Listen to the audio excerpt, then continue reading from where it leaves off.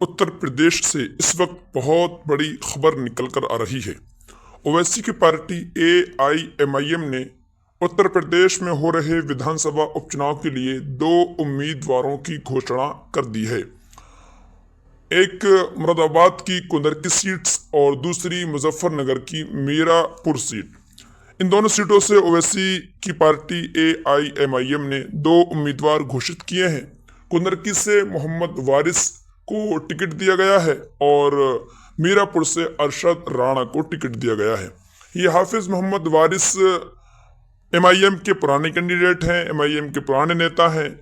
2022 में भी MIM के टिकट पर कुंदरकी से विधानसभा का चुनाव लड़ चुके हैं और विधानसभा में इन्होंने काफी अच्छा प्रदर्शन किया और ये चौथे नंबर पर रहे।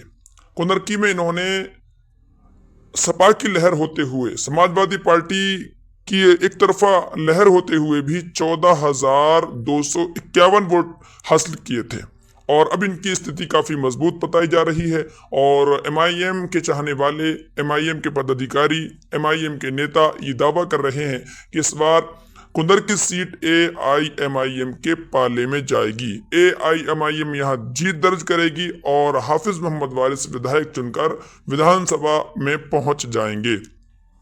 इसी तरह मीरापुर से AIMIM ने अरशद राणा को टिकट दिया है। अरशद राणा की स्थिति भी विधानसभा उपचुनाव के लिए अच्छी खासी मजबूत बताई जाती है।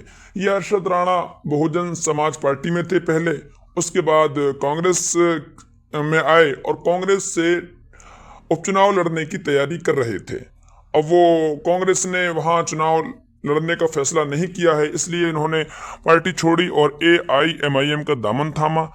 असदुद्दीन ओवैसी ने इनको इज्जत देते हुए, इनकी कदर करते हुए इनको उपचुनाव का टिकट दिया और अपना उम्मीदवार बना लिया। बताते चलें कि ओवैसी की पार्टी उत्तर प्रदेश में PDM मोर्चे के तहत चुनाव लड़ रही है, जिसमें और बहुत सारी पार्टियां हैं। तो AIMIM को उस गठबंधन से, उस मोर्चे से 2 सीटें मिली हैं। बाकी सीटों पर दूसरे लोग चुनाव लड़ेंगे और PDM का दावा है कि 9 की 9 विधानसभा इस बार PDM जीतेगा। और PDM की अगर स्थिति मजबूत होती है तो इससे आगे का जो सफर होगा वो आसान होगा और ओवैसी, पल्लवी पटेल और दूसरे जो नेता हैं वो अपनी स्थिति मजबूत तरह से दर्ज करा पाएंगे।